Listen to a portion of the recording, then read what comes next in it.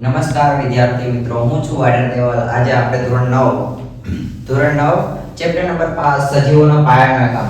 તો આપણે પહેલા તો જાણી લઈએ કે સજીવ એટલે શું ને નિર્જીવ એટલે શું। કે તમે તમારી આસપાસની દુનિયામાં તમે જોશે કે સજીવ અને નિર્જીવ, આમ તો આસપાસની દુનિયા કરતા તો તમે ધોરણ 6 થી ભણતા આવો છો કે સજીવ અને નિર્જીવ શું છે। તો કે સજીવ એટલે કે એની વ્યાખ્યા આપણે જોઈએ તો કે સજીવ કોને કહી શકીએ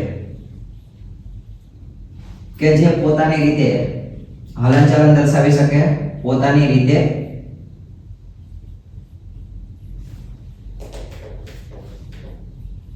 હલનચલન કરી શકે, પ્રજનન કરી શકે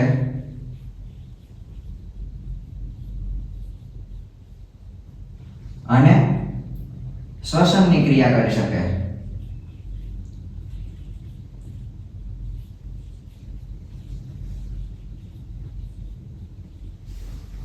તેને આપણે કહી શકીએ સજીવ।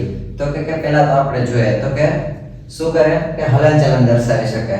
જેવા કે હું છું, સામે તમારી સામે જ ઊભો છું કે હું છું, આમથી આ પર જાઉં છું, લખું છું, બોલું છું, આ બધું મારે હલનચલન, હાથના મોમેન્ટ હે એ સજીવનું એક મહત્વનું લક્ષણ છે કે હલનચલન દર્શાવી શકે। તો બીજી વસ્તુ આપણે જોવા જાય તો કે પ્રજનન કરી શકે। તો કે સજીવ છે કે જે પ્રજનન થ્રુ એના જેવો જ બીજો કાર્બન કોપી બીજો માણસ બનાવી શકે। જોઈ જશે કે પ્રજનન થ્રુ આપણે કોનામાંથી જન્મ થયો કે આપણા મમ્મી પપ્પાએ આપણે જન્મ આપ્યો, એટલે કે માણસ ખુદ એક પ્રજનન થ્રુ એ પ્રજનન ક્રિયા થ્રુ એક નવો માણસને વિકસિત કરી શકે। એવી જ રીતે કે શ્વસનની ક્રિયા, તો આપણે શ્વસન કરી શકીએ।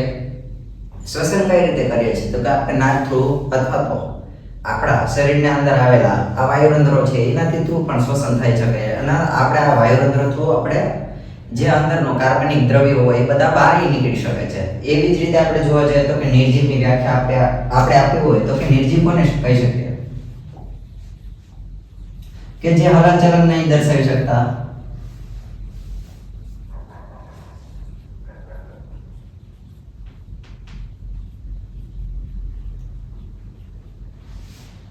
પ્રજનન પણ નહીં કરી શકતા,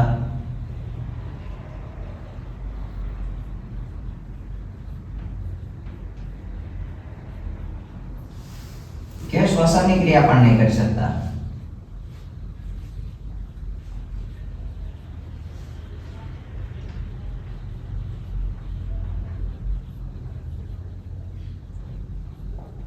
હવે આપણે નિર્જીવની વસ્તુમાં જોવા જાય તો કે નિર્જીવ વસ્તુમાં તો એક પેન છે કે જે ખુદની રીતથી હલનચલન દર્શાવી શકતી નથી, પેન એના જેવો બીજી પેન ઉત્પન્ન નહીં કરી શકતી।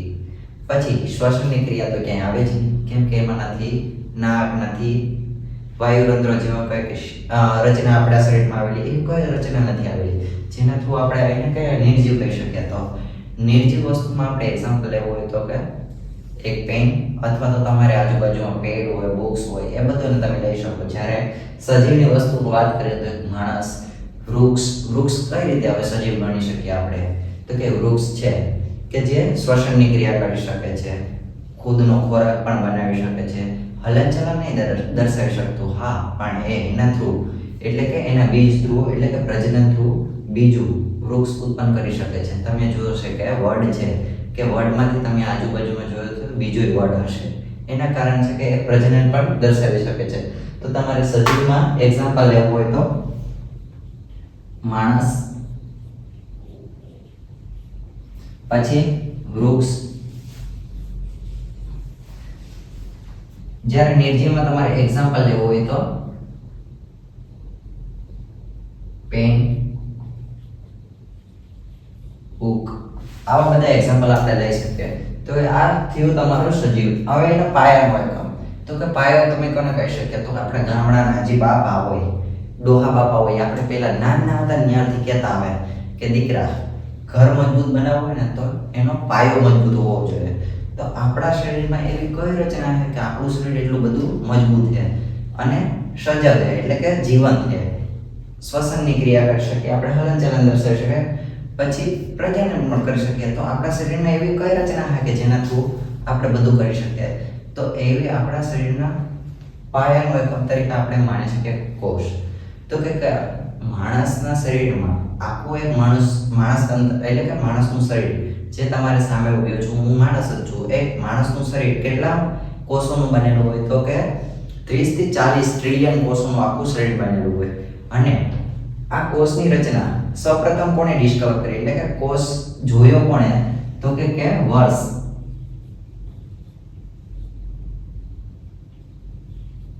1665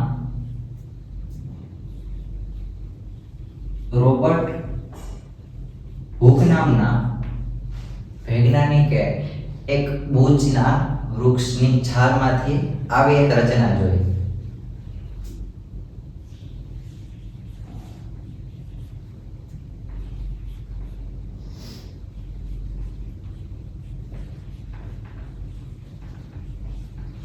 હવે આમાં તમને કીધું છે કે બૂચના પાતળા છે. તો હવે બૂચના પાતળા છે એટલે કે બૂચ નામનું એક ઝાડ છે કે જે ક્યાં આવેલું છે?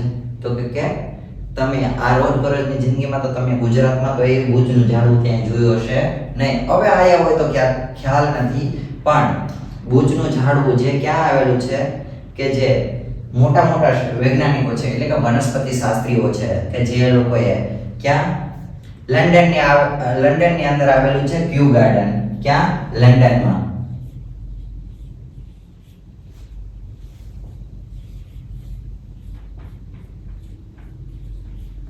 તો કે પહેલાના સમયના સાયન્ટિસ્ટો, વૈજ્ઞાનિકો, વનસ્પતિ શાસ્ત્રીઓ ક્યાં જતા?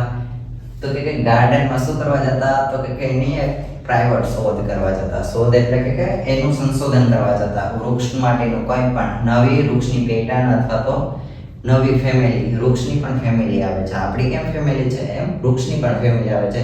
એના સંશોધન માટે જતા. ને અત્યારની જનરેશન બધા ગાર્ડનમાં શું કામ જાય છે એ તમે બધાને ખબર હશે.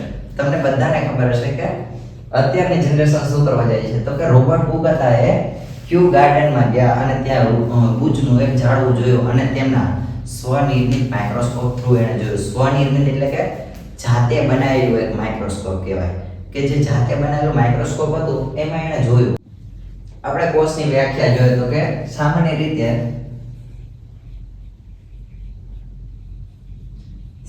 રીતે મનુષ્યનો અથવા તો માનવનો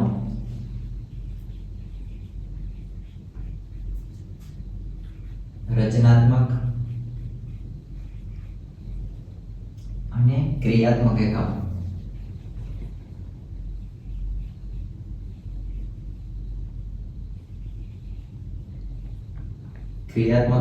એટલે કોષ.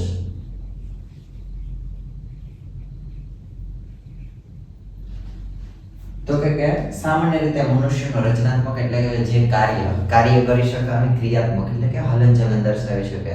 હલનચલન દર્શાવી શકે એટલે કે મનુષ્યનો કોષ કઈ રીતે હલનચલન દર્શાવી શકે એ તમને કોઈને ખ્યાલ?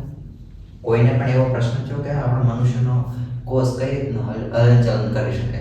તો કે આપણે સામાન્ય રીતે જોઈએ તો કે આપણા ઘરની દિવાલ હોય એ કેવાની બનેલી હોય? તો કે કેવાની બનેલી હોય? કે ઈંટોની બનેલી હોય અથવા તો પથ્થરની બનેલી હોય. તો તમે જોયું હશે કે એક ઈંટને ભેગી કરીને એક આખી મોટી દિવાલનું નિર્માણ કરી શકે. એવી જ રીતે આપણા શરીરનું પણ નિર્માણ એક કોષના નિર્માણ થ્રુ થઈ શકે. એટલે કે એક કોષ એટલે કે આપણા જીવનમાં રોજબરોજના જીવનમાં કેટલાક કોષો નિર્જીવ બનીને ખરી જાય છે. એટલે કે ખરી જાય છે આપણા શરીરમાં, સૂકા થઈને ખરી જાય છે, જે આપણે જોઈ શકતા નથી. પણ ક્યારેક એટલે કે તમે બધા CID જેવા ચેનલો જોયા હશે તે કેમાં ડીએનએ નું એક્સટ્રેક્ટ કરે છે. ક્યાંથી કરે છે? કે તમારા જે ખરતા કોષ હોય ને એ બધામાંથી. તમારા કોષ ક્યાં લાગેલા હોય છે? તો કે તમારા રોજબરોજની જે કાર્યરત કરતા હોય, જે પણ વસ્તુ યુઝ કરતા હોય એમાં તમારો ડીએનએ અથવા તો તમારા કોષના થોડાક પણ અંશ ચોટેલો હોય. એ તમારા ક્રિયાત્મક અને રચનાત્મક એ બંને એકમો છે.